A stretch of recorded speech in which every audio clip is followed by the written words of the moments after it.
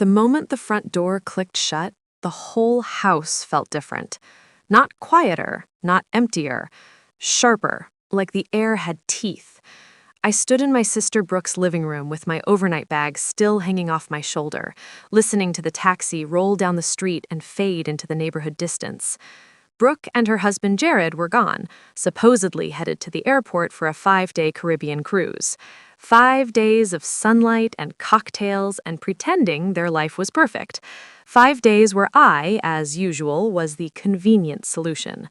I turned with a practiced smile, the one I always used when I walked into Brooke's world. The no problem, I'm happy to help smile.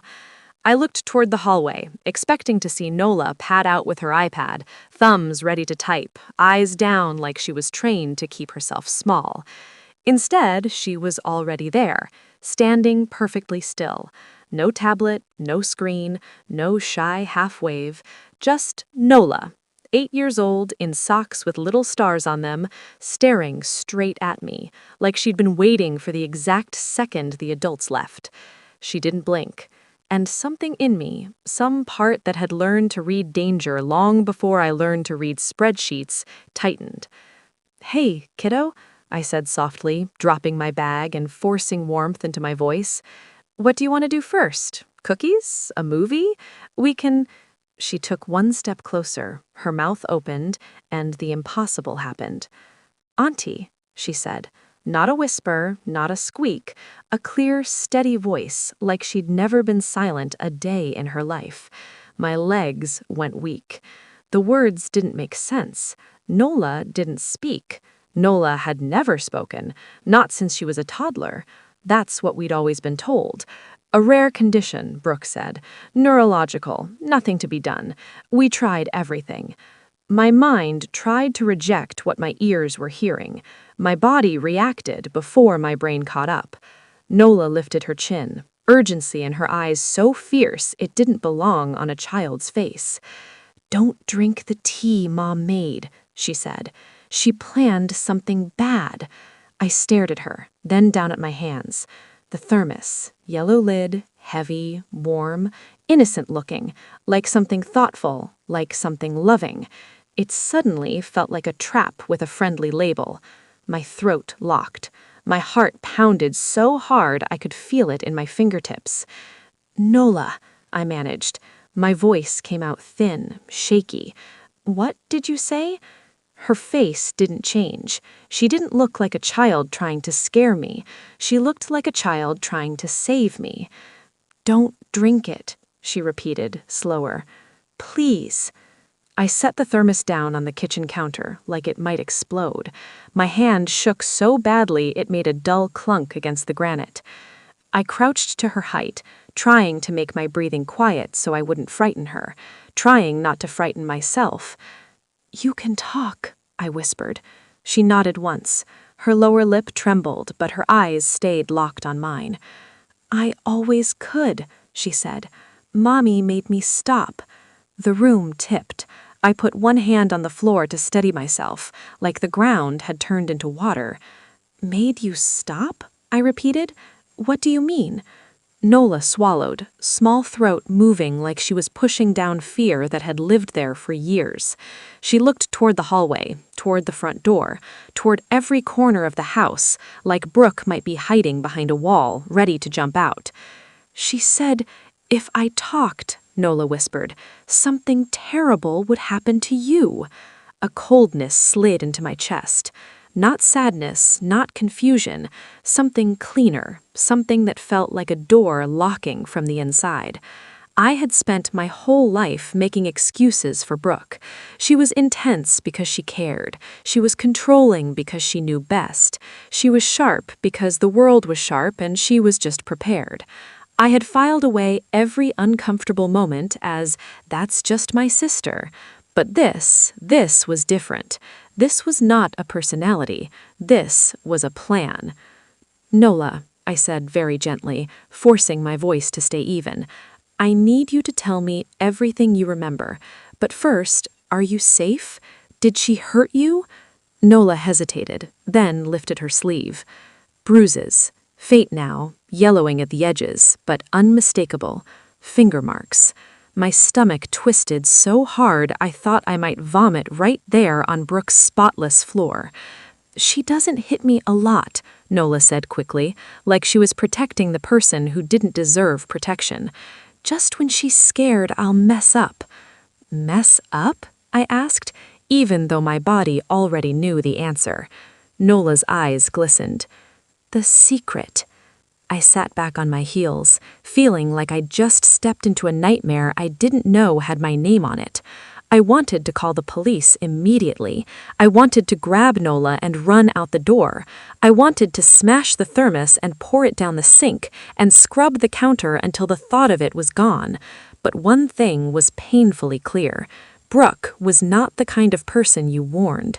Brooke was the kind of person you outsmarted, and I was not going to do anything that put Nola in more danger. "Okay," I said softly, "we're going to do this carefully. Can you tell me what you mean about the tea?" Nola's shoulders rose and fell in a small, shaky breath. "She said it would make you sick, like hospital sick, so you couldn't stop her." "Stop her from what?" I asked. Nola's voice dropped to a whisper. "From taking the money." "The money? The trust? My mother's trust? A trust that was supposed to protect both of us. A trust with rules so clear they seemed unbreakable. Both sisters must sign for major withdrawals. Mom had been smart that way.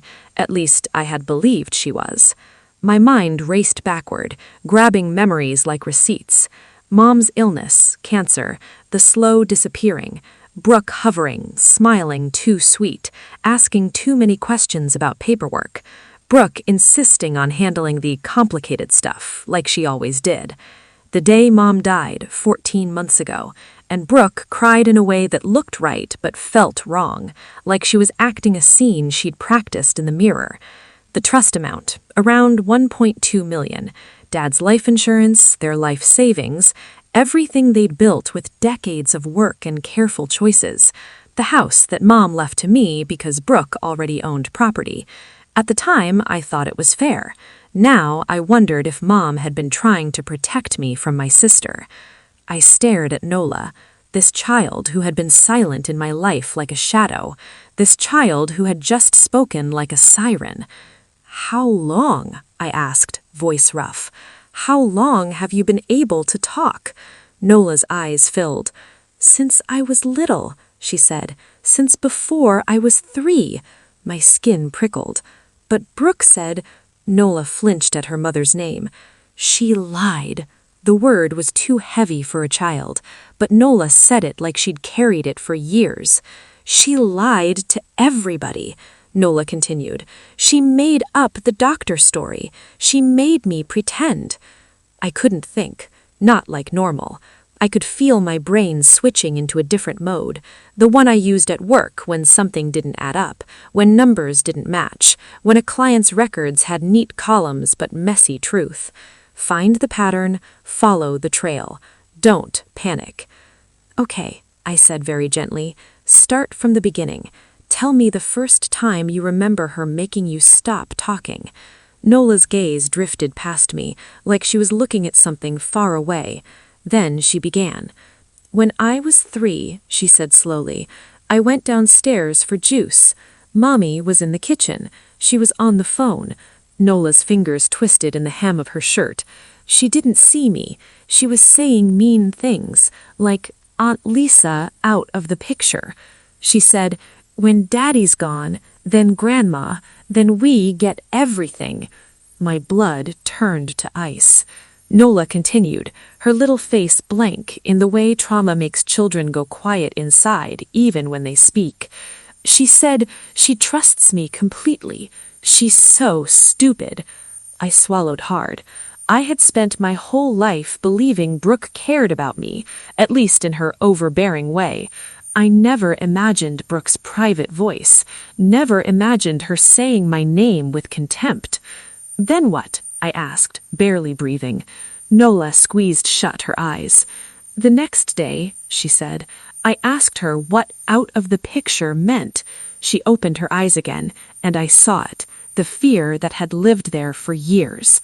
"She grabbed my arms," Nola whispered, hard. She knelt down and she said, "If I ever talk again, something terrible will happen to you." She said, "My voice is dangerous. Every word I say hurts you." Nola's voice cracked. She said if you loved me, you would never make another sound. I covered my mouth with my hand because the sob came up too fast and too loud. Nola watched me with the anxious stillness of a child who has spent years managing adults' emotions, trying not to trigger something she doesn't understand. "I did love you," she said urgent. "I love you. You brought me books. You listened to me. You were nice." She leaned forward desperately to make me understand. "So I stopped," she whispered. "I stopped talking. 3-year-old, a baby." That night, after Nola fell asleep on the couch with a blanket tucked under her chin, Gwen and I sat in the kitchen like two people holding our breath underwater. The house was too quiet. Every creak sounded like a footstep. Every shadow looked like Brooke returning early. I kept checking the locks, not because I thought Brooke would come back. She was too confident for that. But because fear makes you do strange, repetitive things just to feel like you're controlling something. Gwen finally broke the silence. "Lisa," she said, "I need to ask you something, and I need you to answer honestly." I stared at the counter. "Okay. Has Brooke ever tried to isolate you before?" I swallowed. It was such a direct question that my instinct was to defend Brooke out of old habit, but old habits were what had gotten me here. I thought back.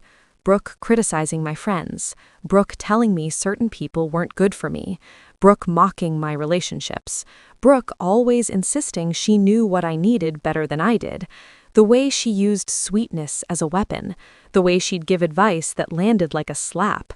"She's always managed people," I said quietly, but I thought it was just her being her. Gwen nodded like she'd expected that answer. "People like her don't suddenly become this," she said. "They just finally have enough opportunity to show it." My phone sat on the table like a loaded gun. I kept looking at it, imagining Brooke calling, demanding, checking, controlling. But the phone stayed silent because Brooke didn't care if I was okay. She cared if I was out of the way. An hour later, Gwen's phone buzzed. She answered immediately, listened, her face tightened. Then she hung up and looked at me. "It's in the tea." My stomach clenched. "What kind of poison?" I asked. Gwen shook her head. "Not lethal," she said, "but absolutely incapacitating.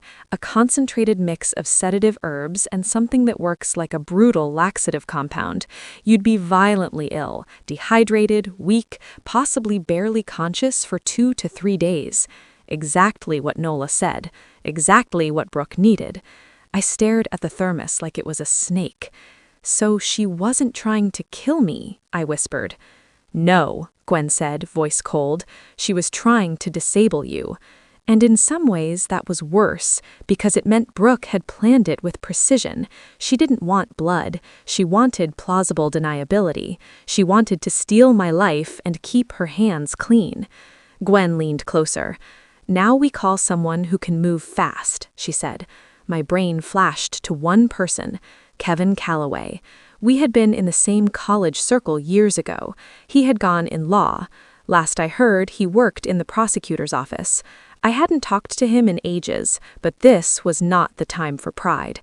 I dialed. Kevin answered, voice cautious at first, then sharp when he heard mine. "Lisa, everything okay?" "No," I said, "and I need you to listen carefully." I told him everything, the tea, the lab results, the forged signatures, the paper trail, the Indianapolis lawyer, and Nola. Nola's voice breaking into the room like a miracle and a warning. When I finished, Kevin was silent for a long moment. Then he spoke, and his voice had changed completely. "This is serious," he said. "Fraud, forgery, tampering with a person's food or drink, conspiracy, and what she did to that child. Coercive control, psychological abuse. There's more here than one charge." My throat tightened. "What do I do?" I asked. Kevin didn't hesitate. You do exactly what you're already doing. You protect the child, you preserve evidence, and you do not let your sister know you're onto her." I closed my eyes. "She'll run," I whispered. "Yes," Kevin said. "If she gets spooked, she disappears, maybe with whatever she can grab. Maybe she tries something worse. We need her to believe her plan is working." Gwen, listening on speaker, nodded once, like she was reading the same script in her mind. Kevin continued, "I'm going to coordinate with local police, and given the cross-state element in the trust funds, we may involve federal resources too, but we do this cleanly." My mouth went dry. "And the Indianapolis lawyer?" I asked. "We contact him," Kevin said. "He could be unwitting, he could be in on it. Either way, we cut off the transfer before it happens." I stared at the drawer full of forged paperwork. "Okay," I said, "tell me what you need." Kevin's voice sharpened. "I need you to act," he said. "You have to pretend you drink the tea. You have to send messages that make Brooke believe you're sick and helpless." My stomach flipped. I hated the idea. I hated the thought of performing weakness for my sister like a gift. But I understood the logic. If Brooke believed I was down, she'd walk straight into the trap.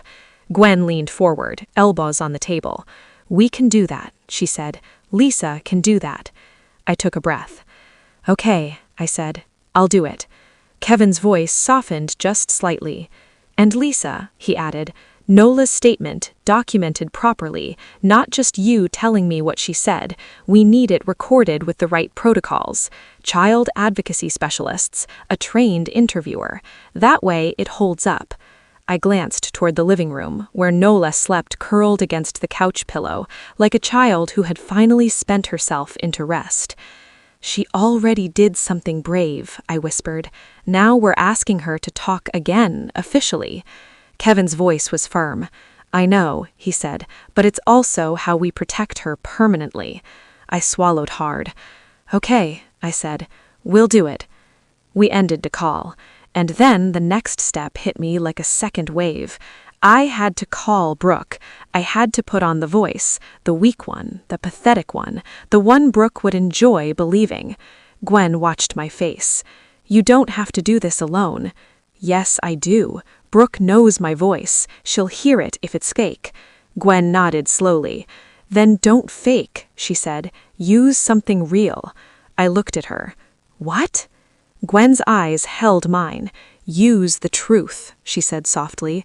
"You are terrified. You are hurt. You are betrayed. You are shaking. Put that into the performance." I picked up my phone again, hands cold. I dialed Brooke. It went straight to voicemail. Of course it did. If she was on a cruise, service would be limited. That was the story. If she was an OD doll in Indianapolis plotting theft, she would avoid calls to keep control. I left a voicemail anyway, voice weak, breathy, trembling. "Brooke," I whispered, "something's wrong. I've been sick all night, throwing up, dizzy. I can't stand. I think I need to go to the hospital." I paused, adding the detail I knew would matter to her plan. "Nola is okay," I said. "Mrs. Patterson can take her if I have to go to the ER. I'm sorry. I'm sorry to ruin your trip." I let my voice crack like I might cry. Then I ended it. Gwen stared at me when I hung up. That, she said, was Oscar-worthy. I stared down at my phone, stomach turning. "I learned from Mark," I whispered. 2 hours later, a text came in. Not a call, not panic, not "What hospital? Are you okay?" Just a text. "Oh no, feel better soon. Don't worry about Nola. Mrs. P is great with kids. Rest up and take care of yourself. See you in a few days." A bank card. Like we were talking about a cold. Like I wasn't possibly in danger. Gwen read over my shoulder and let out a breath that sounded like disgust. "She didn't even ask where you were," Gwen said. "Didn't ask to speak to her daughter." "She doesn't need to," I whispered, "because she thinks her daughter can't talk." I looked toward the living room. Nola slept in the same position, mouth slightly open, face soft with exhaustion. She had carried this for years, and Brooke had treated that silence like a leash. Gwen's phone buzzed again.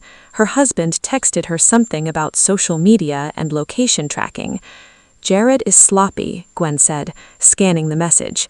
"If he posts anything, we can confirm where they really are." And just like that, we weren't guessing anymore. We were hunting. The next day, while Gwen made breakfast and tried to keep things feeling normal for Nola, I went back into Brooke's office like a forensic accountant. I wasn't searching like a sister. I was searching like someone building a case.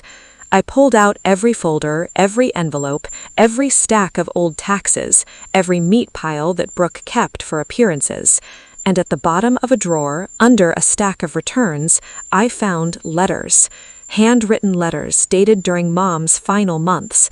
Brooke's handwriting, sharp, confident, demanding. The first letter made my hands shake. It wasn't grief. It wasn't love. It was pressure. Brooke begging, no, ordering our dying mother to change her will, to leave everything to Brooke alone, to cut me completely out. The sentences were soaked in manipulation. "Lisa is single. She doesn't have responsibilities like I do. I have a daughter. I need this money. You always favored her anyway. If you ever loved me, you'll do this." My vision blurred. I had to sit on the floor. Mom was dying when Brooke wrote this. Mom was weak and scared and fighting for breath, and Brooke used that moment as leverage. Then I found Mom's response. Her handwriting was shaky, like someone writing through pain, but the words were firm. She refused. She protected me. She called Brooke out. She said she loved her, but she was disappointed in who she'd become. I pressed the paper to my chest and cried, not because of